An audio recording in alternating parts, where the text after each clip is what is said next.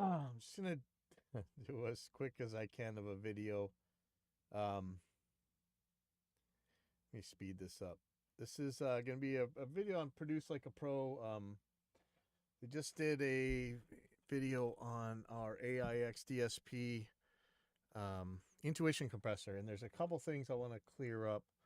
I think there's a little bit in the comments about it. I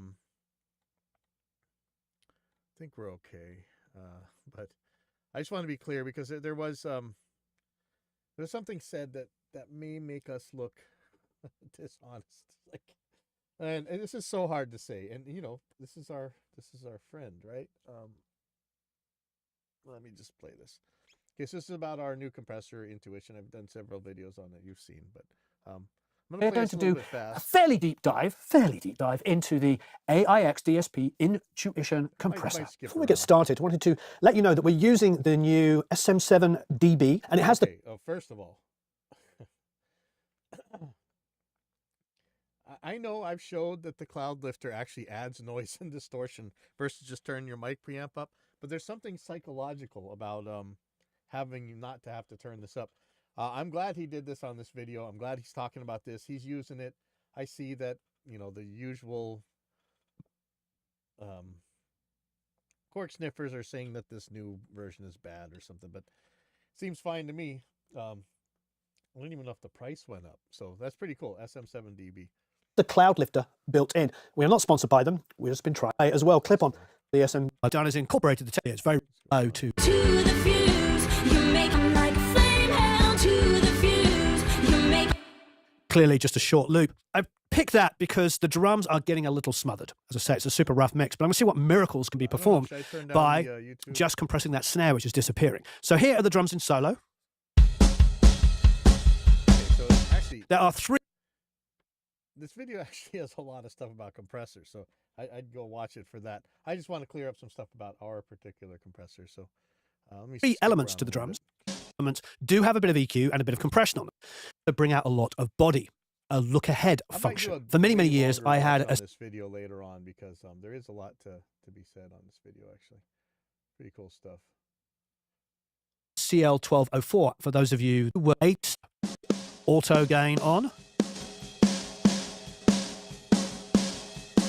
So bypass. Okay, so here's our compressor now. Meaning you could control any transient you want because the compression could actually start before the first transient came in. So this is about our look ahead on our compressor. This is, you know, I think, you know, of course, we're not the only people out there to have a look ahead compressor, but it is a handy feature. Which is total genius. So this is all three coming in together. That's just defaulting.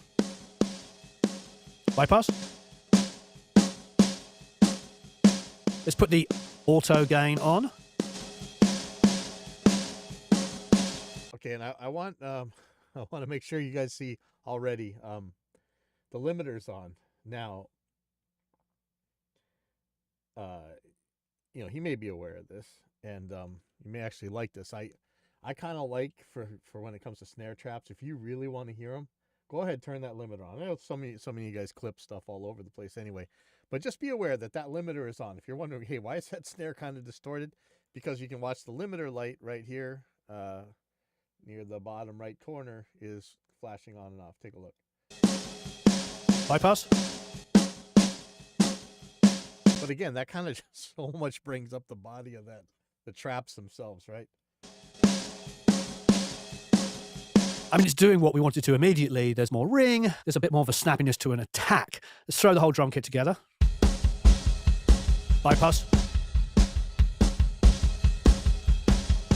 Put it in the full mix. You make them like flame hell to the fuse. It's coming out super loud and proud, but it isn't really cutting through the mix like I wanted to. So what I'm going to do is I'm going to put this look ahead on.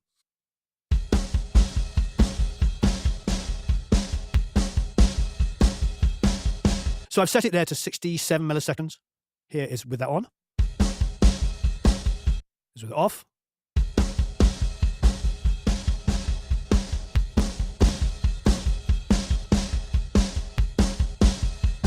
Now, I wouldn't have thought to do this, but what he's doing is Yeah, it's gonna pretty much keep the attack down where you would normally do with a compressor, but it's bringing the body up uh, in a way you wouldn't normally get from a compressor without look ahead. It's actually kind of smart. I never thought to use look ahead this way. I use it for like taking the real um, nasty peaks out of like bass guitars, especially when people slam their fingers string into the pickup with their fingers. So I've shifted all of that attack and release time early.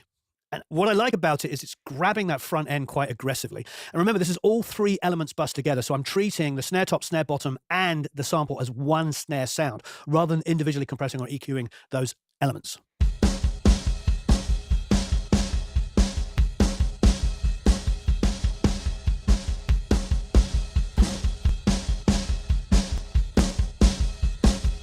Yeah, I know this is gonna be kind of lame, but I'm gonna move this to 1.5. I just want to get to the parts I want to clear up. I really have a lot of stuff to do today, so I got to get out of here as quick as possible. But I really want to put this out. We can discuss this later. All right, I'm going to hear that in the track. I'm like flame hell to the fuse. You make I'm like flame hell to the fuse. You make It's a pretty interesting technique, isn't it? It means I can sort of shape it and twist it and move it and all kinds of fun stuff. Not something I see very often in compressors. And now I do know multiple tricks that you can do. You can take the snare drum and actually move it forward and then send that as a sidechain to a compressor. Yeah, remember that's how we used to have to do this, right? If you had if as long as you were in mix mode, so you could delay everything, like especially if you had like ADATs or whatever, you could slip the tracks forward and back easy. You would send a signal ahead of time to hit this stuff in the side chain of another compressor. That's how you would line up drum triggers back in the old days, right? You would you would put everything on a delay, or you would set one of the tape reels ahead that had your trigger tracks on it, and then hopefully you could line it up. There's actually a device called a Russian Dragon back in the day you would use to do this. Compressor on the real snare itself. So you have a dummy snare track, which isn't printing left or right, but is triggering the compressor. And I do that all the time to simulate what I've just done here. So this is a nice way around it. So that's a fun thing. Look ahead compressor, really, really nice. It allows me to sort of abuse that transient quite aggressively without having to compress it as hard because, well, have a listen. If I try to emulate what that just did by, say, putting on a limiter,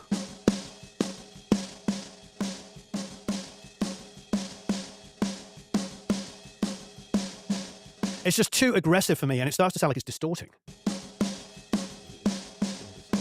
Let's go back to the other technique of using the look ahead. I'm sure he knows that, but yeah, I mean, it's not like that, but the limiter's on. It's cleaner, and because the release time set where it's set, it almost feels like it's gating, because it's like...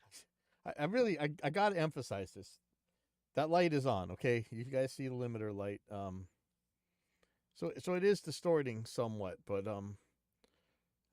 in this case, not in a bad way necessarily. Releasing a little earlier in a really cool way.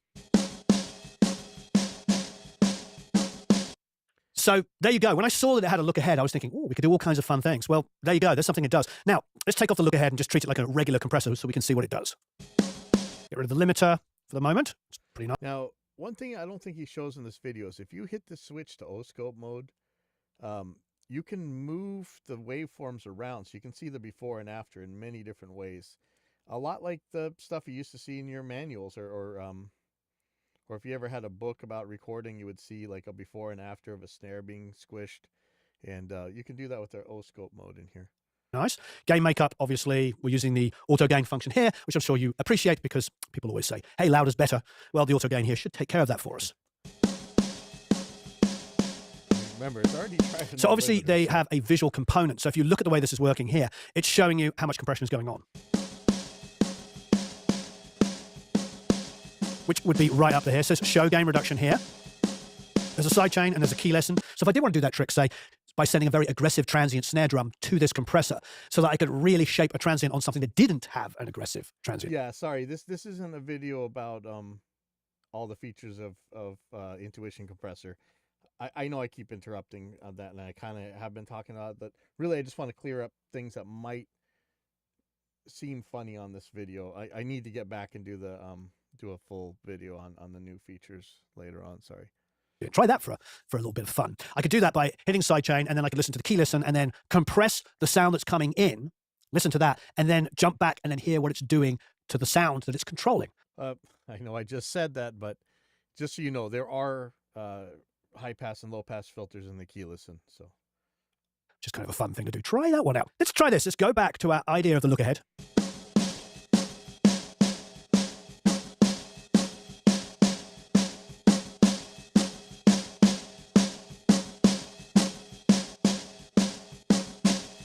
okay, it might not be all that clear what Punch is doing here. Punch is almost like a reverse from look ahead, like look behind, sort of, but not really. You are listening to the detector where it was supposed to be, but now you're going to delay the attack time by the value set in the punch control, so that even though it should be squishing stuff, and even though the compressor will react eventually to what came in, it's gonna leave the front of it alone. It sometimes it'll work, sometimes it won't. This isn't always a very good thing. Try it out. If you don't like it, turn it off, because it does some goofy things if it's not on the right thing.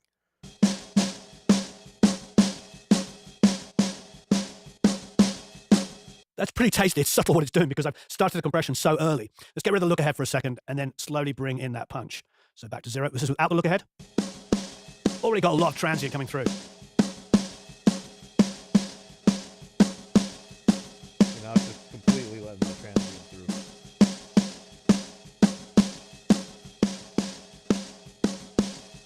I wouldn't really use this on a snare. This would be more like something like a guitar that's a little bit too muddy. Kind of take the attacks. You actually need to boost the attacks a little bit with it that way. So if you look, well, if you hear, first of all, you'll hear a lot more transient coming through. It's like a way of shaping the attack time. It's probably adjusting. Well, I thought it'd be adjusting the knee, but then there's a knee control there as well. Let's have some fun with this.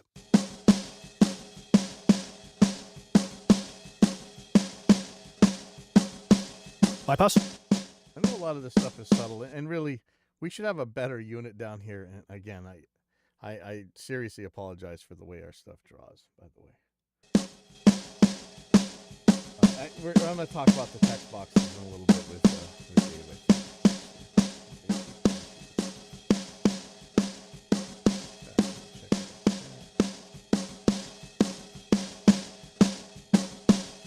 I'm enjoying that punch control on the look ahead because it's sort of almost like I'm forcing it to compress early and then I'm forcing it to try and let some more transient through. That's actually the thing I'm enjoying most, is combining it with the look ahead.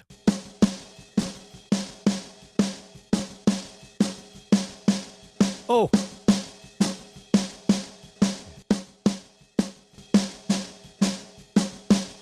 Yeah, see? Now I'm getting it. The punch control can do some really wackadoodle things, so there you go. I mean, actually, you could soften a snare with that like that. And that's kind of what it's for. I was really, kind of mumbly vocals, or like I say, like an acoustic guitar where it's just not picked hard enough. It's kind of muddy. It works. It's kind of like the way I think you could understand the punch control is you would probably never use it on an ukulele. How about that? That would describe the way the action works for that thing. I'd like to be exactly over that transient.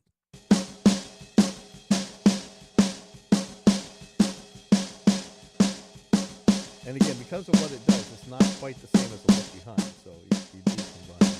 All right, this is just silly amounts of transient shaping here because I've got a punch control, which is moving that back, a look ahead, which is moving it forward, an attack time, which I'm adjusting. I haven't even gone to the hold, and my release is set to 100 milliseconds. So the point is you can really get there. If we're listening in the mix with the full thing, we can probably have some real fun with this. You're making me burn, you make me burn, fuse. You're making me burn, you making me burn, you make me burn.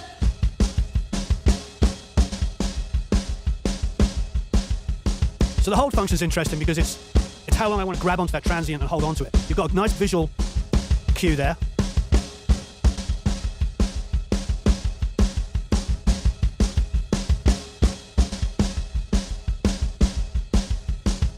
I forgot to put in the title. This is from Produce Like a Pro. Hopefully, I don't know. Maybe I can edit it later. Now I'm reducing the release time.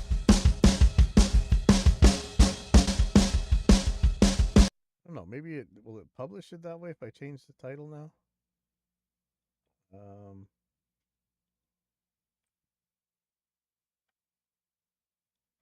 see. Yeah, I screwed up again. Sorry. I'm always screwing up. Here we go. Turn the auto gain off. We need that on. Put the limiter on just for schnitz and schniggles. Already on, man. His camera. Don't want it on. That's okay. I think with the amount of control I've got with the attack and the hold and the release, I don't really need that.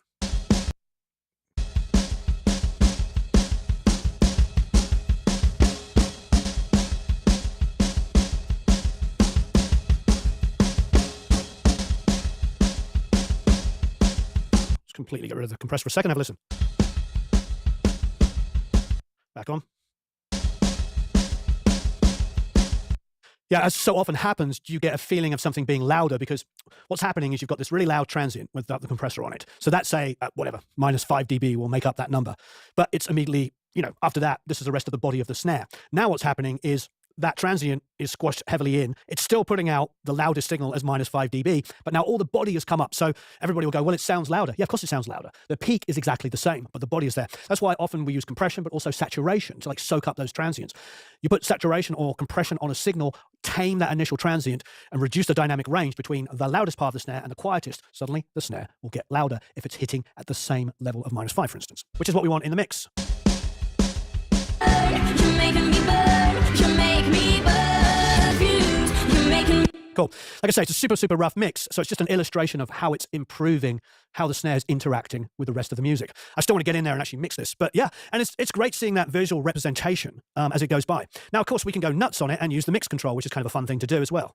Okay. So I'm just going to pretty much bypass this. You're going to see that it doesn't probably have the effect that he was intending. And this is on me. I'm working on a new manual right now.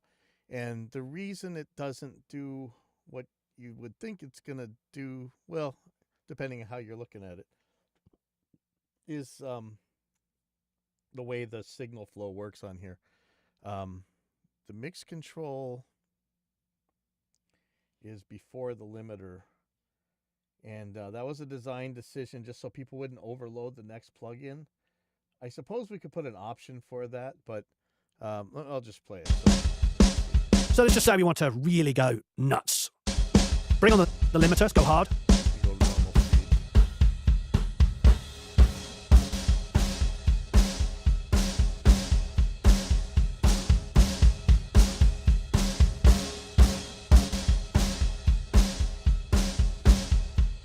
So you would expect that you should have just been hearing it slam through the unprocessed sound. And this is again, I gotta put a block diagram in the manual and let you know where exactly the mix control is compared to the limiter. So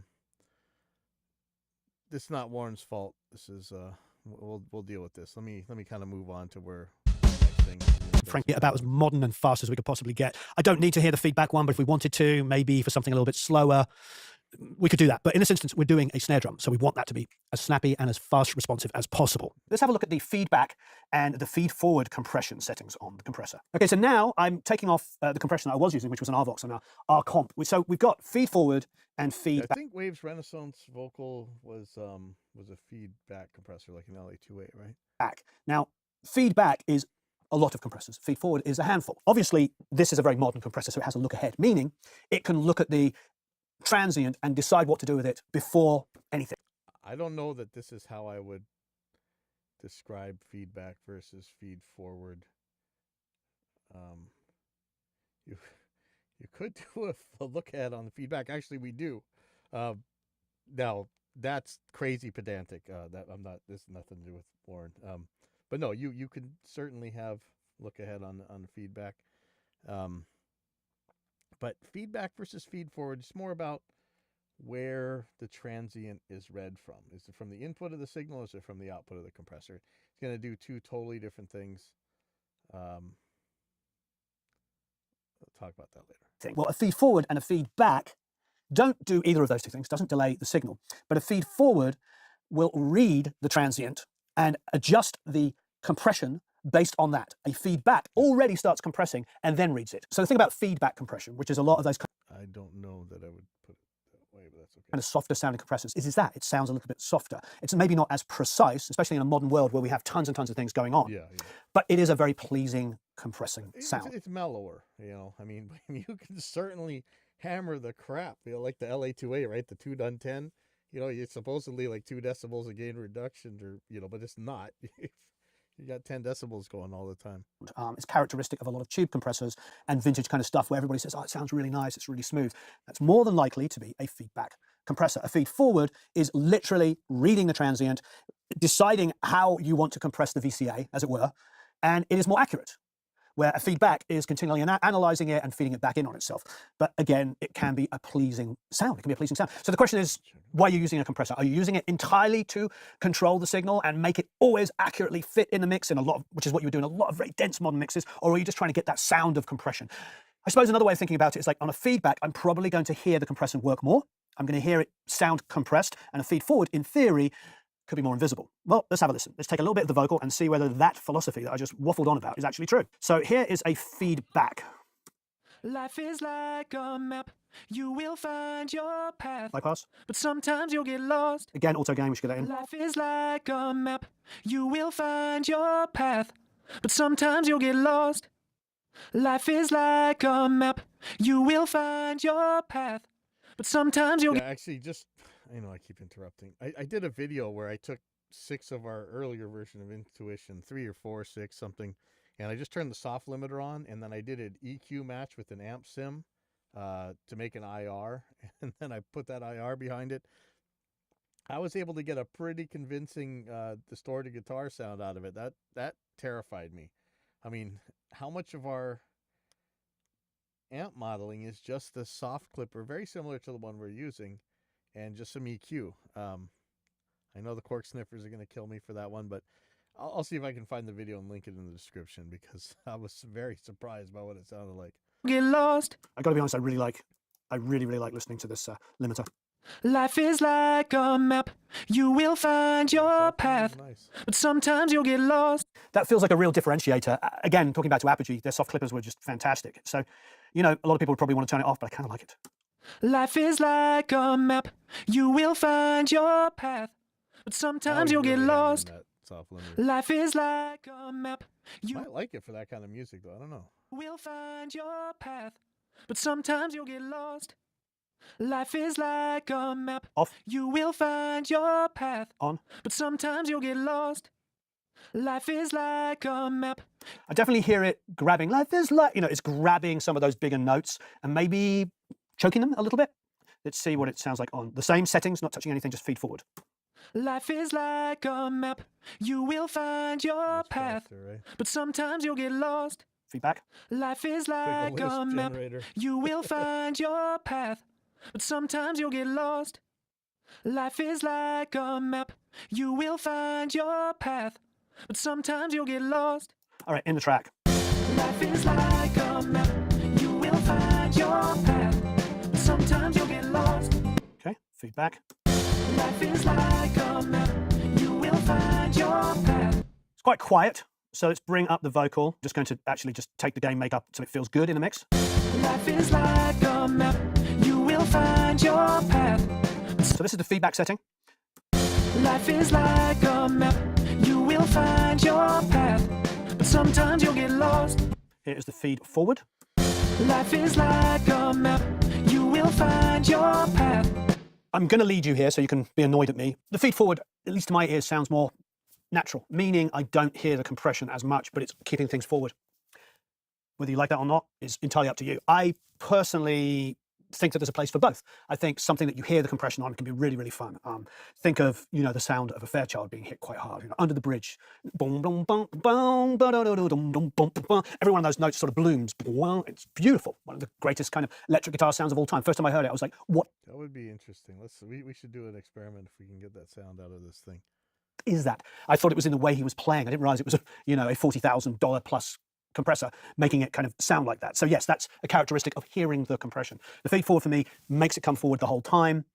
It's just coincidence that it'd be called forward, but I really like that. So here you are. You can choose either one of those settings, and of course there's the bus setting as well, which we can now explore. So let's look at the Intuition compressor as a master bus compressor. There's a couple of extra features here I'd like to... So here's what really what I wanted to show in this video. This is the important part. Talk about. So one of those, of course, is this setting here. You've got a feed forward, a feedback compressor, and a bus compressor. So I'm going to go to bus, and I've already enabled the AGC, the automatic gain control, I would imagine, or automatic gain compensation is probably what it actually is. So I'm going to bypass it, and we'll just listen to a couple of bars of the chorus. Life is like a map, you will find your. Life is like a map, you will find your. So this was a really super quick mix, and honestly, I would be pulling down the kick drum. So that attack is really, really loud. I'll be doing some extra things. But I'm going to deliberately leave it a little bit wrong to see how the bus compressor copes with it. So let's bring in the bus compressor now. I've gone to this warm auto mix bus preset. I want to start with that and see what we got. Life is like a map, you will find your. Life is like a map, you will find your. So let's play with some controls so you can hear what it's doing. I will turn the auto gain off first of all. So we'll see just, how much it's doing there, how much it's adding to it. And then I like this soft limiter. I really do like that idea. Some of the best equipment I have has soft limiting. Of course, Apogee very famously had soft limiters like 25, 30 years ago, and they were superb. They were a massive difference between using, in those days, the DigiDesign converters that just, when they went into distortion, was painful. And then Apogee brought out a soft limiter, and it just was like, everybody went out and bought the Apogee interfaces because of it in the 90s. So let's just see, to me, it feels like that's doing a nice little bit here. But what I'm going to do is I'm going to play the 2-bar section with it bypassed and then with it on and off. And then I'm going to do the auto gain on and off. And yeah, let's hear what it's doing. Life is like a map, you will find your. Life is like a map, you will find your. Life is like a map, you will find your. Life is like a map, you will find your. Life is like a map, you will find your. Life is like a map, you will find your. Life is. The auto gain's interesting because we get so much discussion on auto gain when testing plugins. People say you need to have an auto gain built in, and not all auto gains are created equal, are they? Because what exactly you're gaining. And you just gotta make a choice. Your auto gain compensation is so subjective. Like, what are you using to say what the volume is? Like LUFS, peak, what? So yeah, they're not the same. So it's never going to be perfect. It's a good starting point. Are you gaining the peak? Yeah, get the same peak, but it's going to be conceivably louder. You're going to feel like the signal is louder because if this is the peak and you've got an incredibly dynamic signal and then you've compressed and the peak is the same, well, you know what? Now the dynamic signal's here and everything feels louder. So it's a really, really interesting thing because if I now adjust it so it feels the same volume, the uncompressed signal might be a little bit more pleasing in some way because you've got all of these dancing out transients. That is not what compression's about. Compression's about evening out the dynamics. So what I love about this, and all bus compression, to be honest, is that done gently like we're doing at the moment, because we're only on 2-to-1. See the ratio here? We're only on 2-to-1.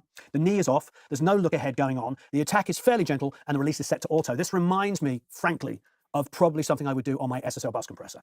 So what have we got as much as, we'll go up to 4-to-1, which is probably what I would do on my bus compressor, between 3 and 4-to-1. Okay, while intuition is variable like this, there are, like, if you look at the SSLG bus compressor, there are only a few ratios. I think it's 2, 4, and 10. If you want this thing to be accurate to that, which is, again, this is kind of why I did this video, you have to stay in the parameters that it's got. I think 10 milliseconds, 30 milliseconds, things like that for the attack. In the auto release mode anyway. You got to stay in the right ratio. I mean, it's still going to act very similar on other ratios, but if you want it to really match, you've got to use the same settings.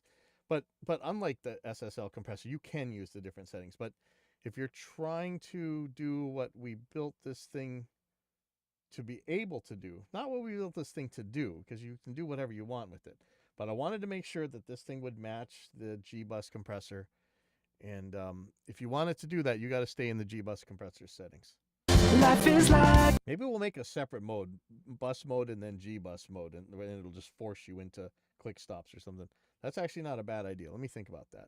A map, you will find your. Life is like a map, you will find your. Life is like a map, you will find your. Life is like a map, you will find your. Life is like a map, you will find your. Life is like a map, you will find your. That's pretty tasty. That's pretty tasty.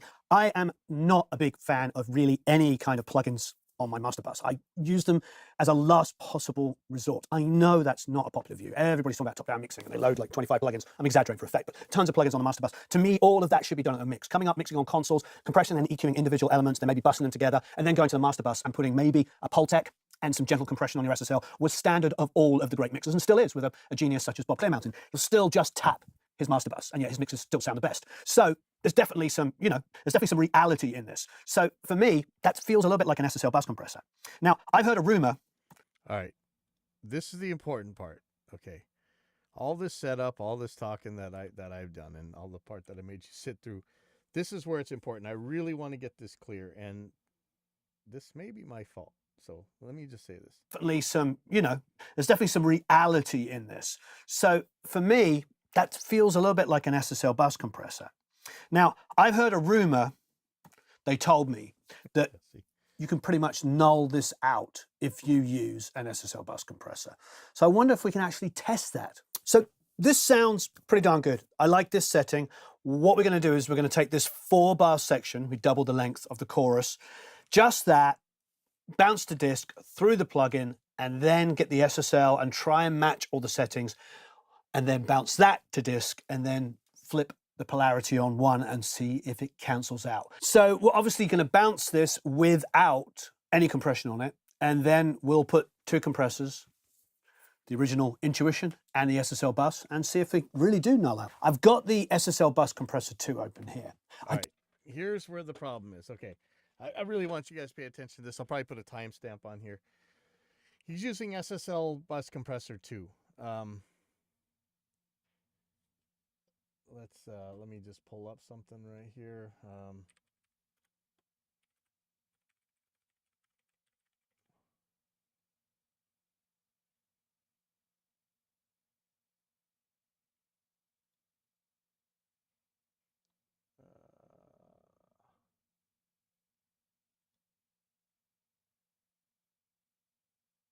So let's compare these.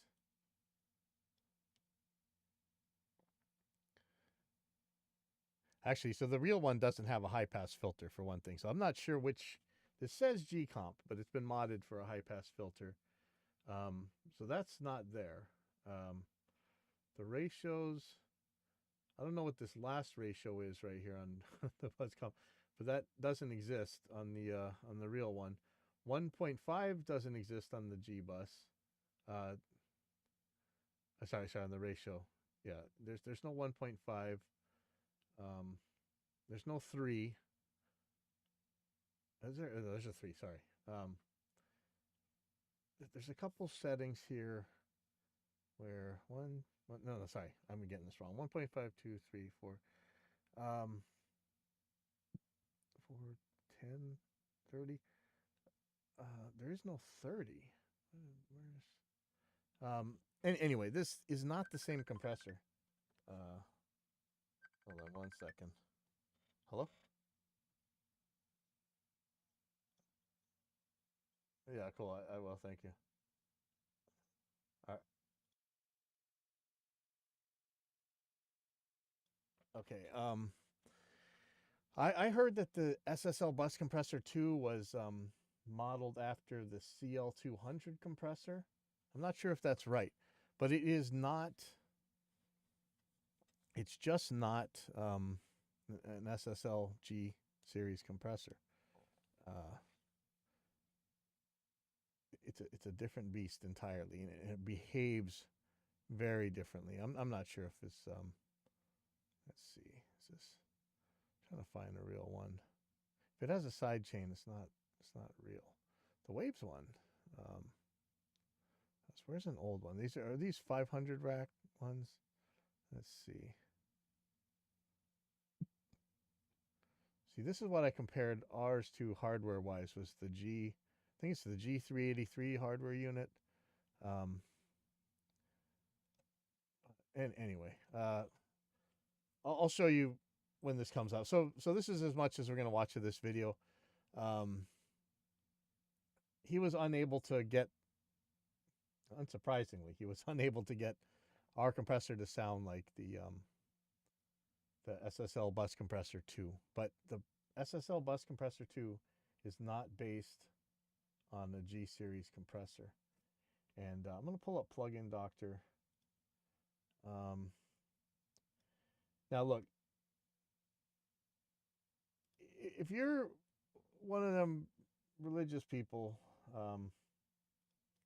that believes that hardware is made out of some kind of thing that science can't explain or understand, and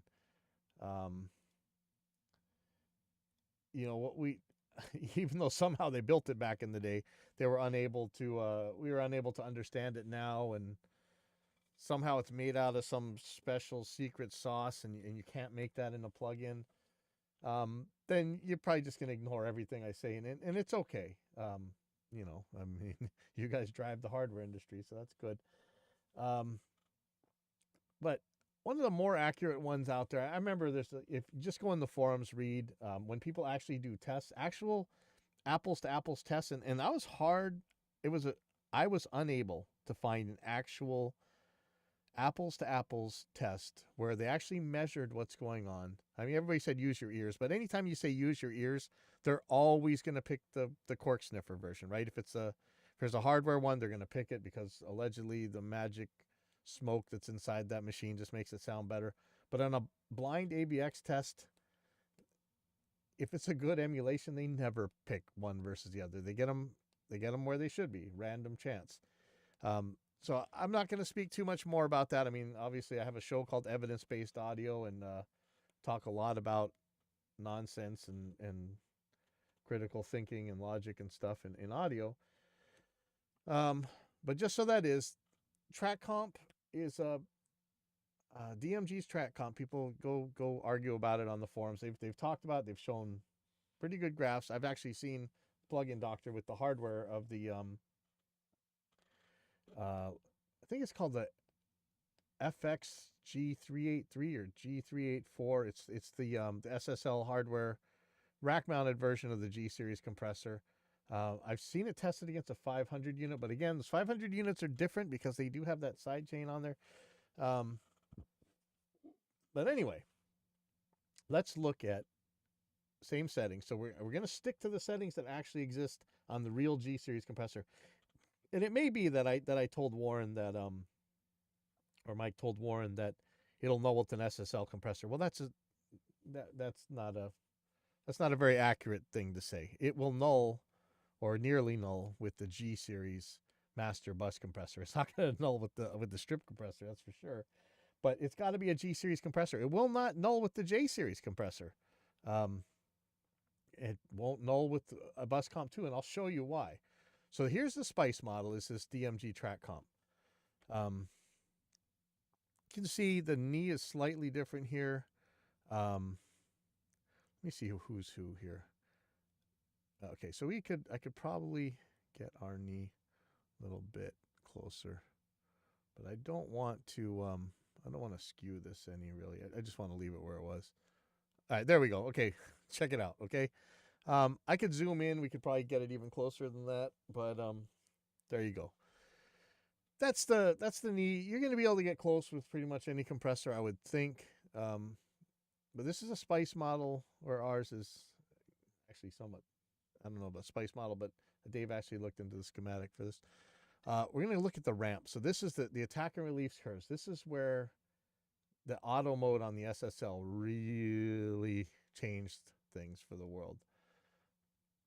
Now, we're looking at pink, which is the track comp, and red, which is intuition.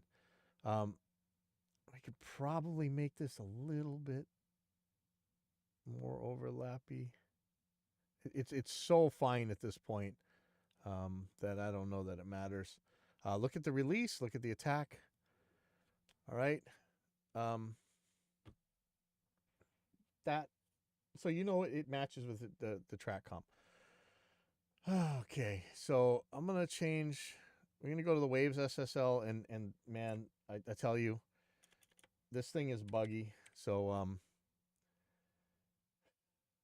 let's hope this doesn't crash. Slot 1, and I think it's gonna crash. Sorry about that. We'll pop this back up in a second. I'll use a different one. So that was the VST stereo version. I'll pull up the VST that was the VST3 stereo version. I'll pull up the VST2 stereo version. All right, look at that, man. This is so frustrating. So I'll just I'll load load the waves first. So frustration. Okay, let's try. I don't know why I have two of them. That's kind of weird. Oh man, we have to go through all this. All right, let's go to dynamics. Make sure it's doing something. Okay, it is. Get the GUI up.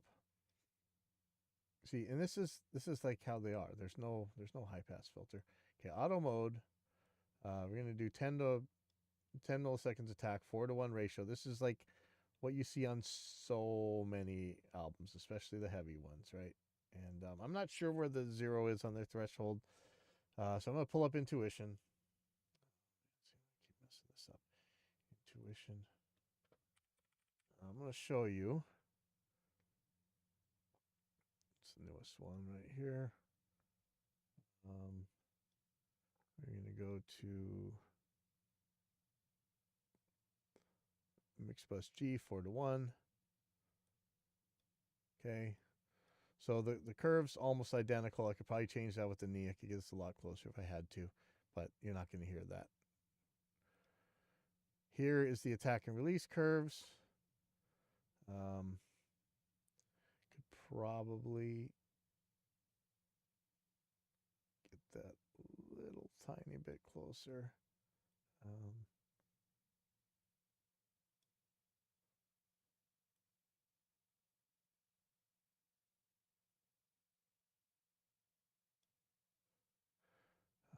get back to yeah. I don't know if you think you can hear that. We'll do one of my giveaways about that. And again, like if I took some time, we can make this a little bit closer. But just so you know, it's matching. It's matching the Waves SSL. Maybe just you do the makeup. Not quite. Maybe it's a little bit of threshold. Anyway, it's what's going to null to like minus 70 dB or something. Okay. Let me show you another one. And again, the cork sniffers are going to say something different, but you just saw it with track comp. We're going to look at the glue. Change on 1. Okay. So this is one. This has some mods to it, but you can use it the same way as you would use the SSL one. So let's put this. I think it's like minus 20 or something. Let's get to the ramp actually. So we're gonna do 10 milliseconds, auto release, and let's see, get that ratio correct. Right, so it's probably minus 25, I think. Maybe close anyway. All right, slightly different knee. We could work on that if we really wanted to. I don't think it. Honestly, don't think it matters. Let's look at the ramp. Get the threshold down a little bit. So it really depends. Like again, how are you measuring loudness? Are we just measuring peaks? There may be a slight windowing action on. You could change that on here, but as close as we can match, I would just leave it the RMS at 0. But so have a look at that. Let's look and see if the curve has changed drastically right now.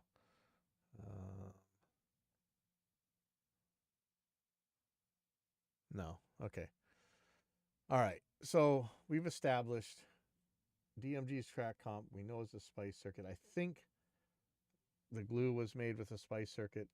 The Waves SSL, I don't know how many AVX tests that one had to pass before anybody believes that it sounds like the real SSL. I know hardware true believers aren't going to believe it. That's fine. I don't care.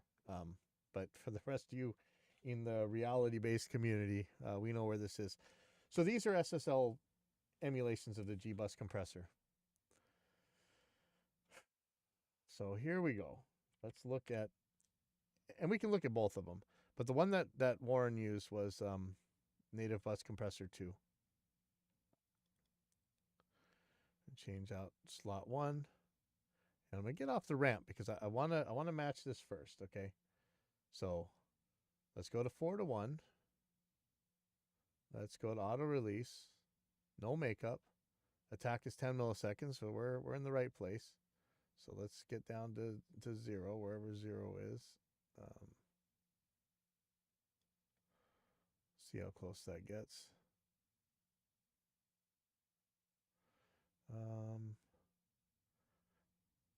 Okay, one thing I want you to see. Let me take the threshold down just a little bit. This might not be easy to tell. So I'm going to zoom in on this chunk. There is very likely blow by going by here. I think Warren tested it on 2 to 1, but you see this S curve right here? That looks like blow by to me. And that's going to be accurate on some compressors. You know, Waves actually modeled that pretty good early on. I know people like to complain about Waves. I mean, I kind of do too. So already you got a different kind of compressor going here. But where we're really going to see it, take a look at the ramp difference. Okay, how do you zoom out? I forget how to zoom out on this thing. Crap. What's this? Sorry.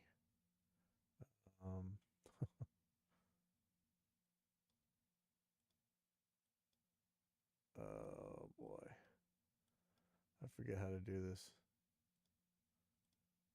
Oh, there we go. Okay.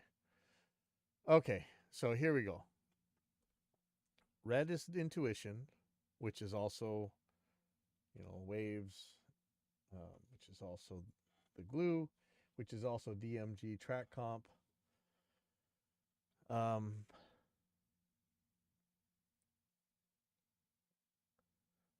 This attack and release curve is totally different.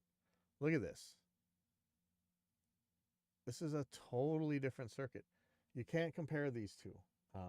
These aren't like each other. And it's funny because the same cork sniffers who say that the Waves doesn't sound like a real one say that this one does. No way. Okay.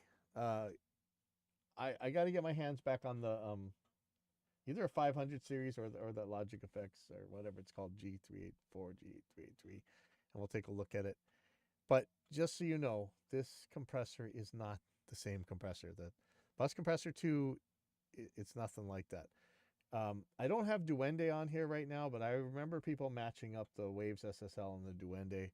So that was probably more accurate. There was another SSL version, and so that's Compressor V6. Let me pull that up real quick. So this one, I think, did it have? So this is more like the old one, right? It's got the same settings. So let's get the threshold down to where it needs to be.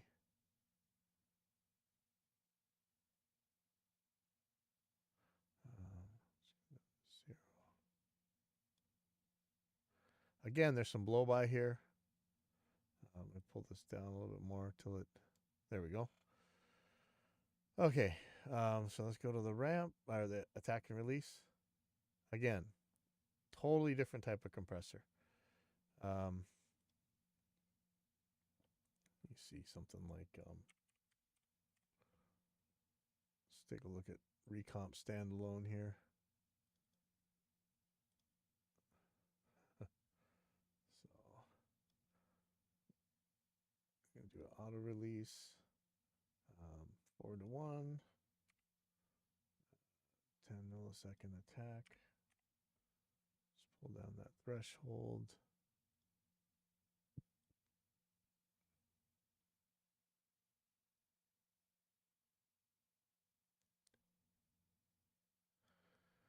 Okay, let's look at this ramp. So this is more like what you just saw, at least this portion. But not that this is all that accurate there. Let's take out the classic attack. Let's take out the RMS size. All right. Oh, wow. I just lost a monitor for some reason. Okay, there we go. Let's look at something else. Do I have... Let me see if I even have it. I think for some reason this doesn't run in here. See if this crashes or not. Oop. So fab filter. Turn this off and go to bus mode 4:1. I'm going to change this to 10 milliseconds. It's going to go to auto release and turn off auto gain. Let's go to, let's take that knee down.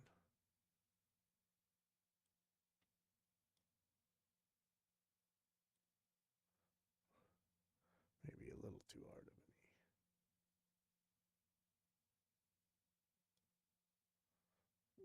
A little bit.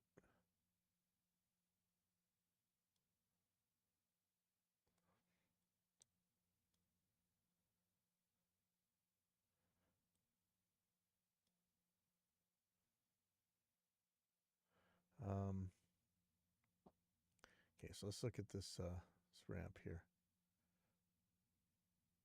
Now, I'm not sure. Let me turn this, even though it says auto release.